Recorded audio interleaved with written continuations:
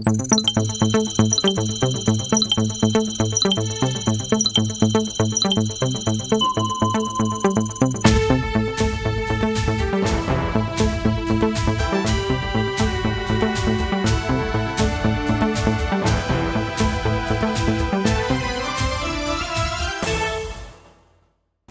êtes sur la télévision interactive du Burkina. Bienvenue à tous à cette session d'information. Dialogue politique au Burkina Faso, l'opposition politique burkinabé se retire de ses démarches présidentielles. L'annonce du CFOP a été faite ce matin. Les précisions dans quelques instants. 29e session hier de l'Assemblée générale des sociétés d'État au Burkina Faso. Une baisse de recettes de 0,34% a été enregistrée par l'ensemble de ces sociétés publiques burkinabées.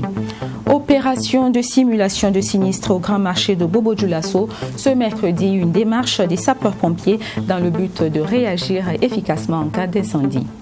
13h à Ouagadougou, merci pour votre constante attention.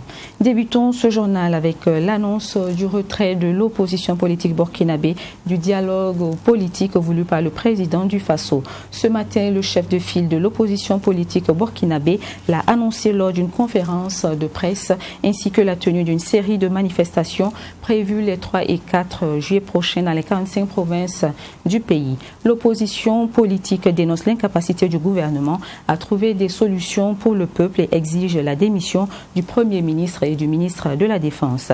Écoutons Eddy Kombouego.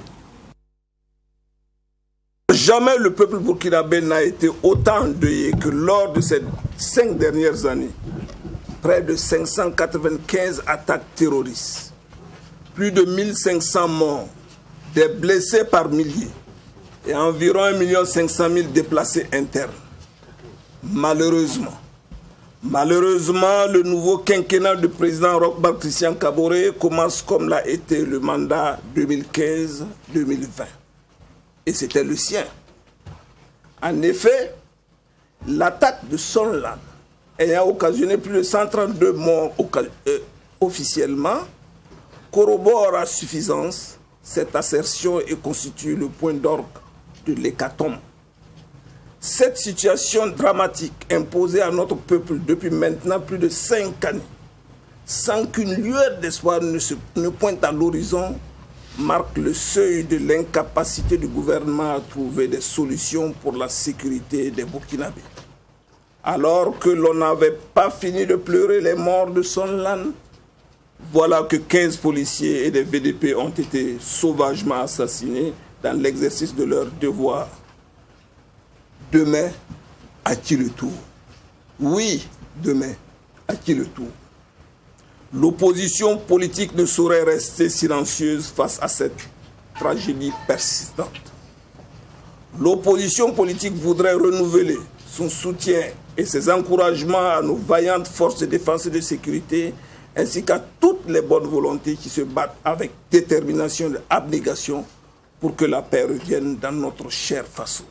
Au regard de ce qui précède et de l'aggravation de la situation sécuritaire, l'opposition politique annonce dès aujourd'hui qu'elle suspend sa participation au dialogue politique. C'est le lieu pour l'opposition politique de saluer à sa juste valeur les différentes marches de protestation face à l'abandon des populations à leur propre sort par l'État. Et l'opposition politique annonce une série de marches pacifiques et silencieuses dans les 45 provinces à travers tous les territoires nationaux les 3 et 4 juillet 2021. Et ceci pour rendre hommage aux victimes des attaques terroristes, pour manifester notre soutien aux forces de défense et de sécurité, et notre solidarité aux personnes déplacées internes, pour protester contre la dégradation de la situation sécuritaire et exiger des mesures fortes pour une meilleure protection des Burkinabés. Ouverture ce jeudi à Ouagadougou de la 29e session de l'Assemblée générale des sociétés d'État du Burkina Faso. Une rencontre présidée par le Premier ministre Christophe Dabiré qui avait pour but de dresser l'état financier 2020 des différentes sociétés d'État. Une baisse financière de 0,34% a été enregistrée par rapport aux chiffres de 2019. Sanata Serré vous en dit plus. Les entreprises publiques ont vu leurs chiffres d'affaires baisser au cours de l'année 2020 en raison de la pandémie du coronavirus. Cette 29e Assemblée générale des sociétés d'État se veut donc un cadre de concertation et de redevabilité pour les sociétés d'État et les établissements privés de prévoyance sociale. C'est le lieu ici pour chaque entreprise de présenter à tour de rôle son état financier de l'exercice clos de l'année 2020. Aussi, il s'agira pour eux de faire le point de la mise en œuvre des résolutions de la 28e Assemblée générale et d'examiner les rapports de gestion des conseils d'administration. Convaincus de l'importance que revêtent les entreprises publiques pour notre économie, nous nous devons de réagir vigoureusement pour augmenter la résilience de nos sociétés face aux chocs exogènes si nous ne voulons pas laisser à la postérité l'image de responsables qui ont contribué à la dégradation de notre patrimoine collectif.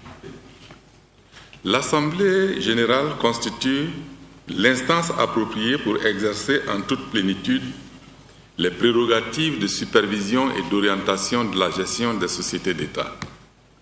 Aussi, elle se veut être le cadre indiqué pour chacune de nos sociétés de relever les difficultés de gestion en vue d'un meilleur accompagnement. Selon le rapport de performance des sociétés d'État exercice 2020, les recettes des sociétés d'État sont passées de 1379 à 279 milliards de francs CFA en 2019 à 1374,623 milliards de francs CFA en 2020, soit une baisse de 0,34%. Selon le secrétaire général du ministère en charge du commerce et de l'industrie, les fortes baisses ont été enregistrées au niveau de 3 sociétés. Les fortes baisses de volume d'activité ont été enregistrées par la Sonabi, la Lonabé et la Sonature, dont les chiffres d'affaires ont respectivement diminué de 42,07 milliards, 8,406 milliards et 998 millions de francs CFA entre 2019 et 2020. La contribution directe des sociétés d'État et des établissements publics de prévoyance sociale au budget de l'État est passée de 334,687 milliards en 2019 à 317,237 milliards en 2020, soit une baisse de 17,450 milliards de francs CFA. Cette 29e Assemblée générale se déroule du 24 au 25 juin 2021 et réunit entre autres les présidents des conseils d'administration et les directeurs généraux des sociétés d'État.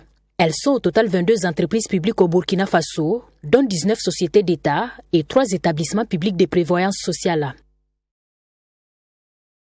Soirée de revoir de l'ambassadrice du Canada au Burkina Faso, Carol McQueen. Après environ 2 ans de service au pays des hommes intègres, la diplomate canadienne nommée directrice générale à Ottawa quitte le Burkina Faso pour sa nouvelle mission. Une soirée lui a été organisée ce mardi par le ministère burkinabé des Affaires étrangères pour lui manifester sa reconnaissance et ses encouragements. Maxime Jean-Eudes Bombara. Levée de verre du corps diplomatique à l'honneur de l'ambassadrice du Canada au Burkina Faso en fin de mission. Arrivée le 8 septembre 2019, la diplomate canadienne Carol McQueen, nommée directrice générale à Ottawa, aura passé moins de 2 ans au pays des hommes intègres. Un séjour jugé très court par la diplomate canadienne, mais riche en expérience. C'était trop court. J'ai tellement aimé mon temps au Burkina Faso et le Burkina Faso va rester engravé sur mon cœur pour toujours.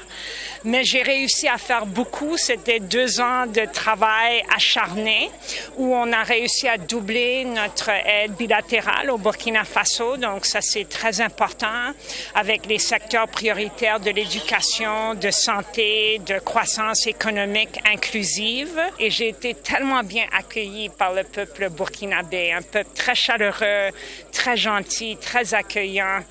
Donc, j'ai adoré mon temps ici et je quitte avec beaucoup de tristesse. Selon le ministre Alpha Bari, le partenariat entre le Canada et le Burkina Faso est exemplaire aussi bien dans les domaines du développement économique, du secteur minier, de la promotion et de la protection de l'enfance que dans le domaine de l'éducation. Mieux, ce partenariat s'est diversifié en intégrant le domaine humanitaire. Et puis, je dois préciser que sur les questions humanitaires, l'aide du Canada a été portée à 30 millions de dollars canadiens pour l'année 2021 et devrait atteindre 40 millions de dollars américains l'année prochaine. Et la particularité aussi du Canada, c'est qu'il y a l'aide publique au développement, mais il y a aussi le fait que le Canada est le premier investisseur, on peut dire étranger, au Burkina Faso, avec notamment les compagnies minières. La majorité des compagnies minières sont canadiennes et le chiffre qu'on peut annoncer, c'est que c'est 4 milliards de dollars canadiens. On peut estimer à environ 1600 milliards de francs CFA d'investissement dans notre pays de la part du Canada à travers les compagnies minières. C'est important. Le doyen du corps diplomatique au Burkina Faso a, au nom de ses pairs, salué les efforts de la diplomate canadienne pour le renforcement des relations diplomatiques. À cette cérémonie d'au revoir, Carol McQueen a été élevée au rang d'officier de l'étalon. La Coalition pour la démocratie et la réconciliation nationale a rencontré ce mercredi le ministre burkinabé en charge de la réconciliation nationale, Zéphirin Diapré. Objectif, s'imprégner davantage du processus de réconciliation nationale pour une meilleure effectivité des démarches engagées en ce sens. Baraki Sarabdo et Fatima Tanikema. La CODER, Coalition pour la démocratie et la réconciliation nationale, adhère à la stratégie du ministère en charge de la réconciliation nationale dans la mise en œuvre du processus. C'est du moins ce qu'a laissé entendre Ablassé Ouedraogo à cette sortie d'audience. Selon lui, le ministre d'État en charge de la réconciliation nationale peut compter sur le soutien de la CODER. Il a cependant émis quelques inquiétudes. Et nous disons ici que nous devons faire attention, nous, Burkinabés, pour que la justice ne prenne pas en otage le processus de la réconciliation nationale tel que voulu par le président Kaboré. Et ça, c'est pour le bonheur de tous les Burkinabés. Une chose qui est importante, c'est la participation de tous. Si nous sommes ici cet après-midi, c'est dans le cadre de l'inclusivité du processus. Le président du Club des Anciens pour la Paix, qui faisait partie de cette délégation de la CODER, a tenu à lancer un appel à l'endroit du ministre d'État, Zéphirin Diapré, mais aussi à la population. La situation de notre pays est grave. Il faut le dire. C'est une réalité. Il faudrait que tous les Burkinabés acceptent qu'on se retrouve. Qu'on connaisse aussi le pardon, comme vous venez d'évoquer tout de suite, concernant les exilés. On a beaucoup d'exilés à l'extérieur, même économiques. Il y en a d'autres, vraiment, quand vous regardez la situation, vous vous posez la question, quel mal on a fait à des personnes comme ça. Ablassé Ouedraogo a saisi l'occasion pour rappeler le côté instable du Burkina Faso. Selon lui, il est primordial de trouver des pistes de solutions pour sortir de cette crise sécuritaire avant de parler de réconciliation nationale. Le porte-parole de la CODER a par la même occasion remis un mémorandum au ministre en charge de la réconciliation nationale, une contribution de la structure dans la mise en œuvre du processus. Direction Koudgou a été ouvert ce mardi à l'université Norbert Zongo de Koudgou, le colloque international sur l'éducation qui prend fin aujourd'hui. La réflexion portée sur l'évaluation des acquis dans le domaine de l'éducation. Une rencontre qui est aussi un lieu de partage d'expériences avec des acteurs venus de plusieurs pays dans l'optique d'améliorer la qualité de l'éducation. Abdoulaye Meye pour le compte-rendu. C'est le chargé de mission du ministre de l'Éducation nationale, de l'alphabétisation et de la promotion des langues nationales qui a donné le temps pour les 72 heures d'échange autour du thème « Évaluation des acquis scolaires et qualité de l'éducation ». Il s'agit de permettre à tous les acteurs éducatifs de maîtriser l'évaluation des acquis afin de pouvoir dégager des perspectives. L'objectif est d'améliorer le système éducatif et rendre l'éducation accessible à tous. Le ministère s'est engagé pour la recherche de la qualité du niveau de l'éducation. Et cette recherche de la qualité passe nécessairement par la maîtrise de l'évaluation des acquis. Donc le ministère a mis en place un dispositif d'évaluation des acquis scolaires. Elle s'est aussi engagée à participer aux évaluations au niveau international et au niveau régional. Donc il a été décidé de faire une communication autour de ces résultats de ces évaluations pour que tous les acteurs puissent s'imprégner et améliorer leurs pratiques éducatives. Donc aujourd'hui, c'est pour communiquer autour des résultats et mener des réflexions autour de l'évaluation et partager l'expérience des uns et des autres. Ce colloque international réunit des acteurs et experts venus de plusieurs pays comme la Côte d'Ivoire, le Mali et le Cameroun. Il s'agira d'un partage d'expériences entre le Burkina Faso et ces pays afin d'améliorer l'accès à une éducation de qualité. Nous avons des réalités à nous en matière de qualité, en matière d'évaluation, mais le fait de s'ouvrir aux autres montre qu'on a des similitudes, on a des différences, on a des expériences que l'on peut partager. Et toutes ces expériences-là peuvent permettre quelque part à nous, comme aux autres, d'améliorer donc leur système et d'aller de l'avant dans la recherche donc de la qualité. C'est très important en matière scientifique.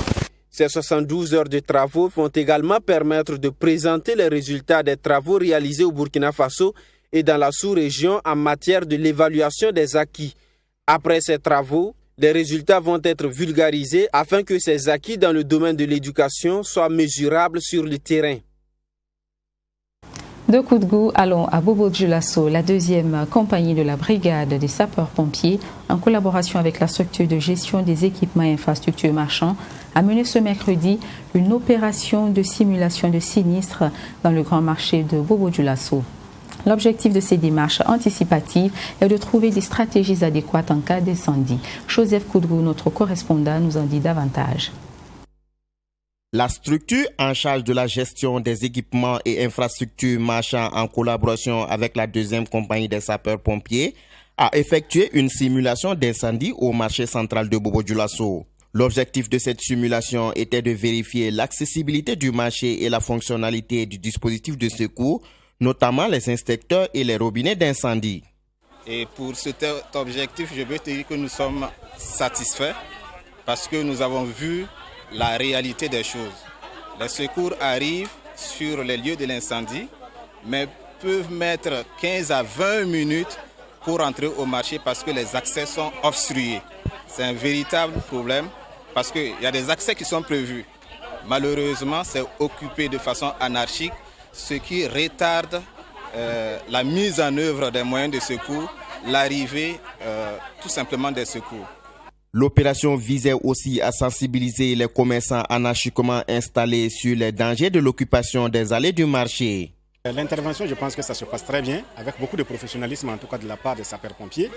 Et seulement, ce qu'il faudrait dire, c'est, comme vous le remarquez, c'est vraiment les différentes allées, passages, disons, qui sont obstrués par des installations anarchiques. Donc c'est vraiment ces installations anarchiques qui nous causent beaucoup de problèmes aujourd'hui. Donc c'est le triste constat que nous pouvons faire. Et je pense que cet exercice en tout cas va nous permettre de pouvoir sensibiliser un grand nombre d'acteurs au niveau de ce marché, qu'ils puissent savoir que personne n'est contre le fait qu'ils viennent chercher leur distance au marché. Mais faudrait-il aussi qu'on puisse penser à leur sécurité, qu'eux-mêmes ils puissent penser à leur sécurité. Une opération surprise qui à terme a été bien accueillie par les commerçants du grand marché. Elle a, selon eux, déclenché une prise de conscience quant à leur rôle dans la protection de ce marché. Je vous avoue que j'ai eu peur. On n'était pas informé de cette simulation, mais au fond, c'est une bonne chose. En cas d'urgence, les sapeurs-pompiers ne seront pas surpris et nous également, on saura quel comportement avoir. Sentiment de joie également pour le président du conseil d'administration de la SGM qui a salué le professionnalisme des sapeurs-pompiers. Malgré l'accès difficile au marché, les soldats du feu ont selon lui mené à bien leur opération.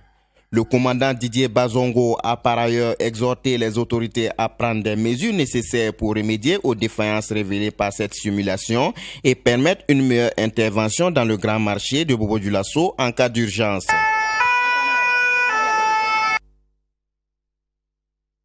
Lors de la première pierre du programme de réalisation de 100 000 logements au Burkina Faso, le groupe Castor Africa a procédé hier au lancement des travaux de construction de 2000 logements sociaux à Daguilma dans la commune de Lumbila. Cette société immobilière vient accompagner les leaders politiques et économiques du pays dans le domaine du foncier urbain. Le compte-rendu de la cérémonie de pose de première pierre avec Abakar Mahamat et Mamitriana Kamabou. Ceci marque officiellement le démarrage des travaux de construction de logements sociaux, économiques et des appartements. Sur ce site de 345 hectares situé dans la commune de Lumbila, 2000 logements seront réalisés.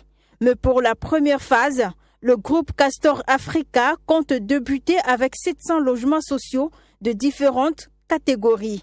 Et les travaux vont durer 1 an. Selon l'autorisation que nous avons, le projet va aller par plusieurs phases. La première phase va constituer vraiment l'aménagement sur 100 hectares qui constitue de construire vraiment les différentes typologies de logements. Dans les logements sociaux, voilà, de F2, F3, F4 jusqu'à les logements de haut standing. Voilà. Concernant les prix des logements, voilà, nous sommes allés au-delà du cahier de charges que nous avons reçu par le ministère de l'Habitat, qui nous dit par exemple qu'un logement social doit être vraiment 100 salons. Et nous sommes allés à F3. F3, mais c'est semi-fini. F3 et le prix est à 7 500 000. Initié depuis 2016, ce projet de construction de logements va permettre à tous les Burkinabés de classe moyenne de bénéficier d'un logement décent à un coût raisonnable. Et à l'administrateur général de la société de rassurer la population sur la qualité des infrastructures ainsi que l'accessibilité à des voiries, l'eau et l'électricité. Présents à cette cérémonie, les représentants des ministres en charge de l'urbanisme et des infrastructures sont venus témoigner leur soutien à cette entreprise. Aujourd'hui, le logement constitue un sérieux problème. Ici, nous avons la chance que le privé veuille travailler en intelligence avec l'État pour enlever cette épine du pied, de nos pieds. J'espère que c'est la bienvenue et c'est la raison pour laquelle on est là pour accompagner et féliciter le groupe Castor. Des prix qui nous ont été communiqués ici par le groupe, on peut dire que ce sont des logements qui seront à la portée de tous les Burkinabés, de toutes les bourses. Donc il faut encore encourager cette initiative d'un jeune Burkinabé qui croit en son pays et qui s'est investi. Et donc vraiment il est à féliciter. Dans son programme, le groupe Castor Africa compte réaliser 100 000 logements sur l'étendue du territoire national et ce, durant 15 ans. Plusieurs cités seront construites, notamment celles de forces vives, des hommes et femmes de médias et de médecins. Et le coût global du projet s'élève à environ 460 milliards de francs CFA. La cérémonie d'ouverture de la 5e édition des 72 heures des technologies solaires a été effective ce jeudi à l'UFR-SEA de l'Université Joseph Kizerbo de Ouagadougou. Placée sous le patronage de Bachir Ismaël Ouetraogo, ministre en charge de l'énergie, cette édition a comme programme des panels et des conférences accompagnés de stands d'exposition avec des concours d'innovation. Yassine Sawadgo. Énergie solaire et innovation technologique. Facteur de développement de nos sociétés, c'est le thème retenu pour cette 5e édition des 72 heures des technologies solaires. Un moment d'échange et de partage d'expériences selon le président de l'Association des étudiants en technologie solaire appliquée à ETESA. Nous allons permettre aux populations de s'imprégner vraiment des différents rôles que les acteurs doivent jouer dans le secteur de l'énergie solaire, c'est-à-dire les entreprises. Et pour leurs installations également, nous invitons le public à se référer aux professionnels du domaine. Pour cette 5e édition, nous avons des panels, des conférences et un concours d'innovation pour mettre en lumière les jeunes porteurs de projets dans le domaine de l'énergie solaire. En plus de cela, nous pensons que les thèmes que nous proposons cette année-là sont adaptés vraiment au contexte burkinabé. Donc, on a parlé de facteurs de développement de nos sociétés, c'est pour trouver des solutions adaptées aux villages et dans nos contrées, ceux qui ont besoin d'électricité. Je pense qu'aujourd'hui, lors de ces 72 heures-là, ils auront la réponse. Le ministre de l'Énergie, des Mines et des Carrières, patron de cette édition, représenté à cette cérémonie, s'est dit très honoré du choix de sa personne par l'association des étudiants. Il faut dire que nous encourageons beaucoup ce genre d'initiative qui est un cadre d'échange et de partage d'expériences et un cadre d'information même pour l'opinion nationale et les utilisateurs de l'énergie solaire photovoltaïque.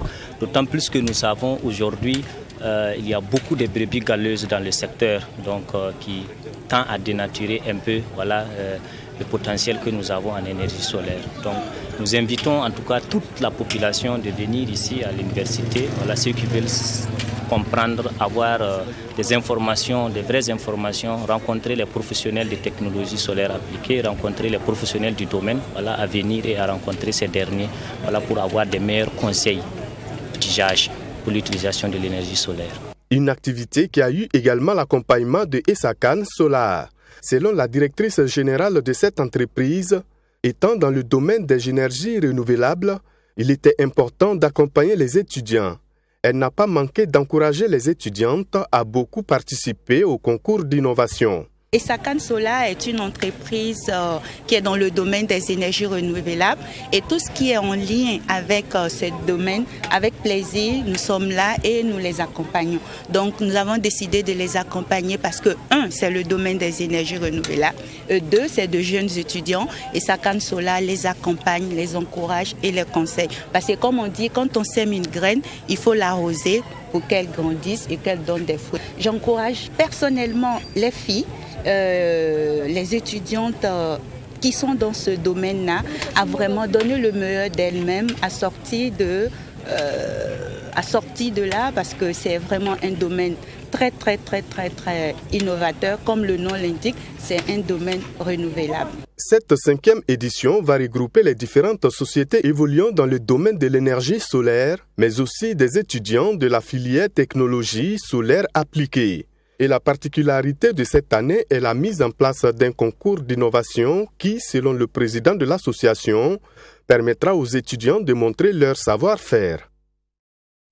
Parlons musique dans ce journal et précisément de beatmaker qui veut dire créateur de mélodies ou d'instrumentaux. Et pour ce faire, nous sommes allés à la rencontre d'un appelé Léo on the Beat.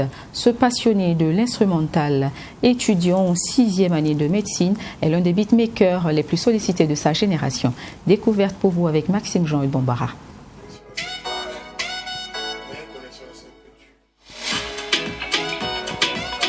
Dans la chaîne de production musicale, ils sont peu connus du grand public. Pourtant, leur rôle est essentiel dans la réussite d'une œuvre musicale. Léonel Béré, dit Léo on the Beat, fait partie de ces créateurs d'instrumentaux, encore appelés beatmakers, qui ont beaucoup contribué à la réussite de bon nombre d'artistes au Burkina Faso.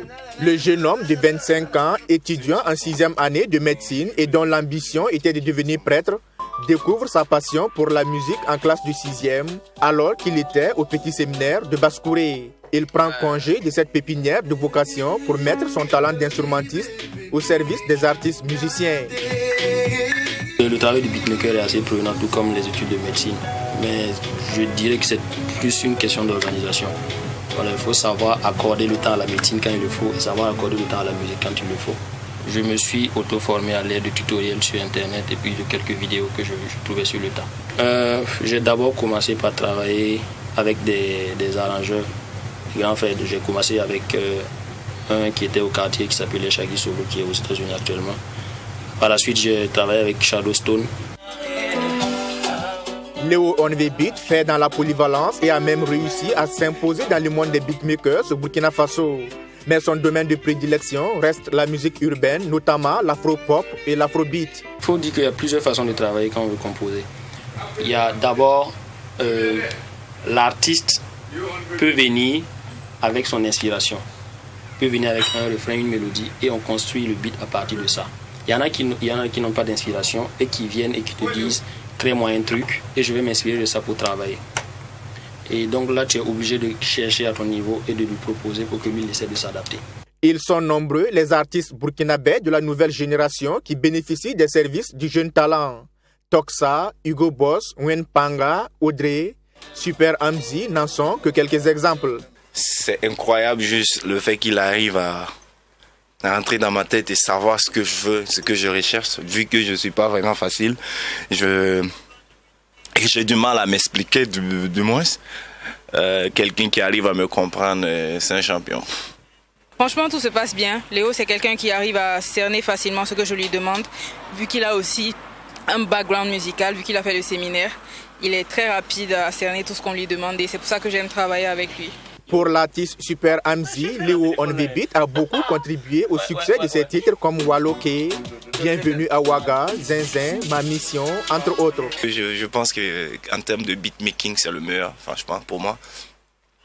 Peut-être que ça fait partie bon, on va dire vraiment que ça fait partie du succès. Au nombre des inconditionnels admirateurs du travail de Lionel Béré, il y a également l'artiste Big Solid, dit catalogué, qui poursuit son aventure avec le beatmaker depuis 2019 et qui est actuellement en studio pour la sortie de son nouveau tube. Le beat est malade, le beat c'est de l'afro-pop mélangé avec un peu de rythme de façon zumba. Bon, je ne sais pas où il va trouver ses inspirations, cet enfant, il n'est pas normal, vraiment, il n'est pas normal. La collaboration est certes bonne avec les artistes, mais des difficultés, Lionel Béré en rencontre dans sa carrière de beatmaker. Évidemment, dans tout travail, il y a toujours des couacs parce que quand on travaille pour plusieurs personnes, à certains moments, on n'arrive pas à respecter les délais de certains. Et bon, il peut y avoir des manquements, mais bon, à la fin, après avoir eu le travail, il y en a qui sont plus ou moins satisfaits et qui oublient ce qui s'est passé. Moi, je me dis que je suis un éternel insatisfait, mais lui, c'est encore pire. Lui, souvent, il fait des choses, le temps même que la chanson sorte, lui, il est là, non, il faut qu'on le fasse ça, c'est pas bon, c'est ça. Et puis, il aime à décourager les gens. En temps, tu chantes et il dit, man, c'est nul. Petit Janon, PC, ils sont nombreux les beatmakers burkinabés qui ont inspiré le jeune talent dans ce métier. Mais à l'international, le référent de Léo On The Beat reste DJ Snake. Dans le monde des beatmakers, Lionel Béré s'est fait véritablement découvrir à travers son tout premier instrumental dans la chanson Je cours comme Nakulma de l'artiste Super Amzi sorti en 2017. Aujourd'hui à la tête de son propre studio, le jeune beatmaker poursuit son bonhomme de chemin avec passion et détermination. Je cours comme Nakulma, pas le temps pour ceux qui courent. À l'international, le président togolais Faure Gnassingbé a inauguré ce mardi à Blita, à environ 267 km au nord de Lomé, une centrale de 50 MW, la plus grande d'Afrique de l'Ouest dans le cadre du développement de l'énergie solaire dans le pays. Cette centrale solaire est érigée sur une superficie de 92 hectares et se compose de 127 344 panneaux solaires pour une puissance installée de 50 MW. Suivez plutôt. Après 18 mois de travaux, la réalisation de la centrale photovoltaïque au Togo s'inscrit dans le cadre de faciliter un accès universel à l'électricité et de desservir tous les ménages togolais en énergie propre et renouvelable, selon le président Faure Gnassingbé. Au total, près de 158 333 ménages seront desservis et cette centrale permettra d'économiser plus d'1 million de tonnes d'émissions de CO2 tout au long de sa durée de vie, a déclaré le président sur son compte Twitter.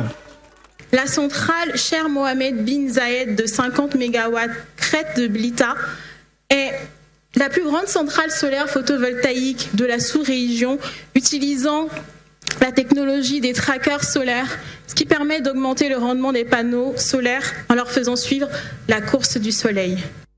Construite par Ameya Togo Solar, une filiale d'Ameya Power, géant des Émirats Arabes Unis, cette centrale solaire est érigée sur une superficie de 92 hectares.